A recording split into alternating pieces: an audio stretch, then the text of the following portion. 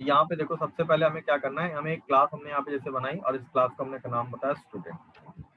अब हमें करना ये है कि हमें इसमें कुछ इसको टास्क असाइन करना है कि स्टूडेंट क्लास के अंदर हमको क्या क्या चीजें करनी है। तो पहला जैसे मैंने कहा कि इसमें हमें इनपुट लेना है क्या, इसके मुझे मार्क्स लेने हैं, मार्क्स इन 5 सब्जेक्ट।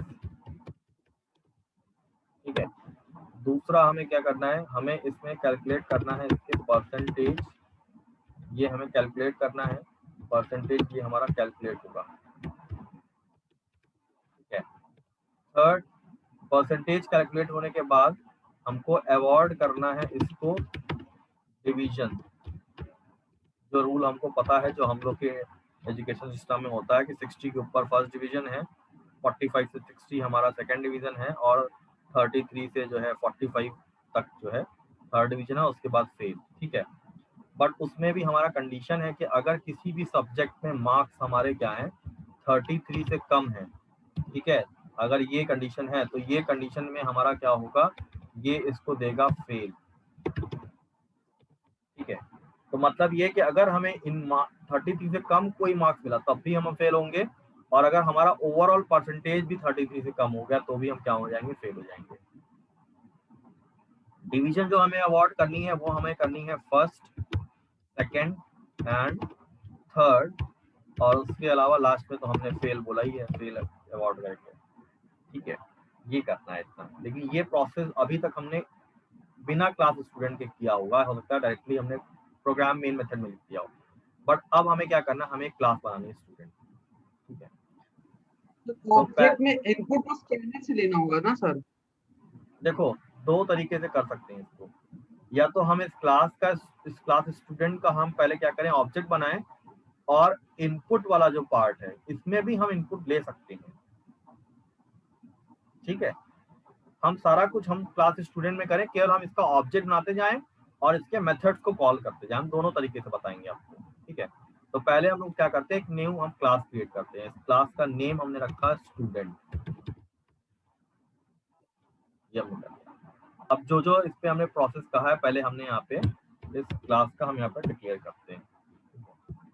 क्या है, क्लास स्टूडेंट, और यहाँ पे फिर हमने कहा अब हमको जब भी हमें यहाँ पे देखो रिक्वायरमेंट होती है, अगर हमको इनपुट लेना है, अब अगर हमको इनपुट इसी क्लास में ही लेना है तो अब हमें पता है कि इनपुट के लिए हमारे पास कई सारे मेथड्स हैं, है ना। तो जिसमें से एक हमारा जो क्लास है स्कैनर, तो उसको अगर हमें यूज करना है तो हमें इंपोर्ट कौन सी पैकेज करने होते हैं, सर java.util। java.util। ये इंपोर्ट कर लिया हमने। अब देखो स्टूडेंट क्लास है, अब हमें यहाँ पे देखो कितने हमें मेथड हम लोगों ने डिफाइन करने हैं।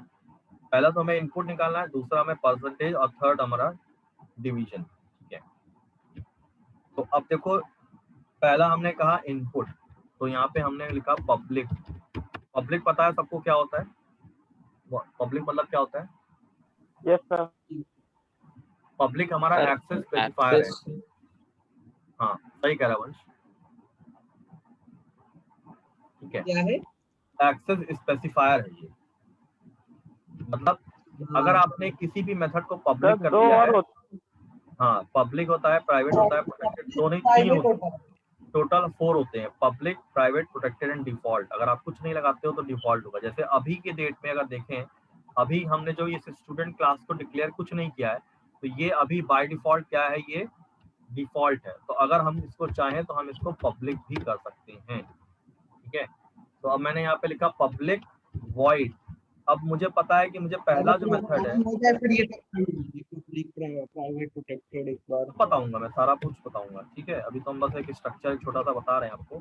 जैसे हमने कहा पब्लिक वॉइड इनपुट, अब यहाँ पे मुझे इनपुट लेना है, लेकिन अब तुमको पता है कि इनपुट लेने से पहले अगर हमने यूटिल पैकेज लिया हुआ है तो उसके लिए हमें क्या करना होगा, हमें यहाँ पे स्कैनर क्लास का एक ऑब्जेक्ट बनाना पड़ेगा। तो स्कैनर क्लास का ऑब्जेक्ट हम जानते हैं कैसे बनाते हैं, scanner S equals to new scanner, और यहाँ पे हम देते हैं सिस्टम डॉट इन। ठीक है, ये सिस्टम जो क्लास होती है इसमें हमारे पास 3 स्ट्रीम होती है। पहला होता है इनपुट स्ट्रीम, दूसरा होता है आउटपुट स्ट्रीम, और थर्ड होता है एरर स्ट्रीम। तो हमें चूंकि इनपुट लेना है तो हमने इनपुट स्ट्रीम का यहाँ पे यूज किया हुआ है। System dot in. ठीक है, ये हमने बना लिया ऑब्जेक्ट एससी नाम से। अब हमें इनपुट लेना है। अब इनपुट हम लेंगे कहाँ पे, जब हमें पहले अब क्या करना है, हमें डिक्लेयर करना है कुछ यहाँ पे वेरिएबल्स को। तो यहीं पे कुछ डिक्लेयर कर लेते हैं। ग्लोबल हमें रखना है, पूरे क्लास में एक्सेस करना है। तो मान लो मैंने नेम दे दिए physics, chemistry, maths, English and computer के लिए CO लिख दिया। ठीक है, फिर हमें चाहिए होगा परसेंटेज, तो मैंने PER लिख दिया है। ठीक है, डिवीजन DIV कर दिया। इन सबको मैं मार्क्स के लिए तो ठीक है, फिजिक्स केमिस्ट्री के लिए परसेंटेज, और इनको मैं डिवाइड कर दूं फ्लोट, है ना। इसको मैं कर देता हूँ फ्लोट, या डबल कर देते हैं, ज़्यादा अच्छा है। ये डेसिमल में आएगा तो डबल में कर देते हैं। परसेंटेज चाहिए, डिवीजन चाहिए। ठीक है, तो ये हमारे वेरिएबल्स हो गए। अब हमें इनपुट लेना है। तो यूजर को हम पहले कुछ एक मैसेज देना चाहते हैं। तो मान लो मैंने यहाँ पे एक मैसेज दिया इनपुट के लिए, और मैंने कहा कि system dot out dot print ln, और यहाँ पे सिंपल मैंने यहाँ पे कहा कि एंटर मार्क्स इन 5 सब्जेक्ट।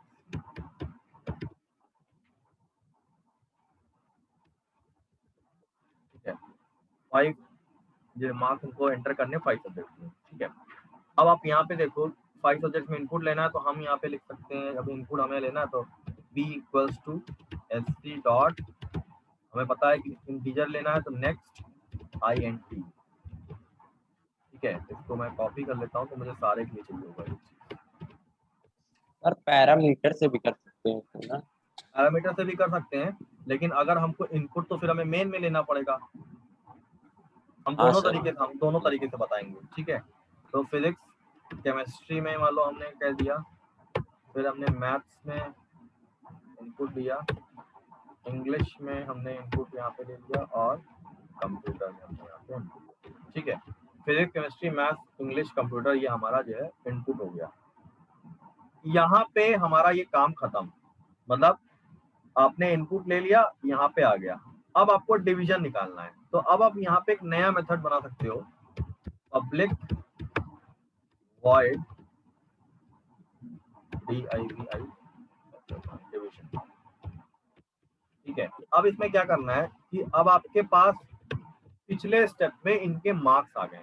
ठीक है, लेकिन डिवीजन से पहले हमें परसेंटेज निकालना होगा, तो हमें पहले कैलकुलेट करना है परसेंटेज। ठीक है, तो परसेंटेज हमें निकालना है।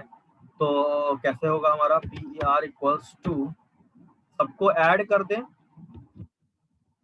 ठीक है, फिजिक्स का जो मार्क्स है, प्लस केमिस्ट्री का जो मार्क्स है, मैथ्स का जो मार्क्स है, इंग्लिश का जो है, और जो कंप्यूटर में मिला है, उन सबको ऐड करके फिर हम क्या करें, उसको हम डिवाइड कर दें 5 से।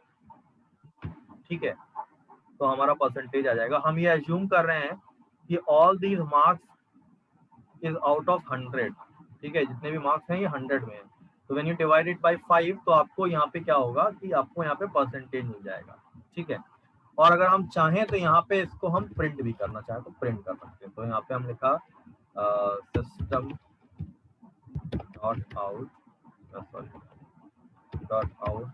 डॉट प्रिंट ln, और यहाँ पे मैंने लिखा percentage is plus and PER। इसको सेव करें, इसको मैं कंपाइल कर ले रहा हूँ एक बार।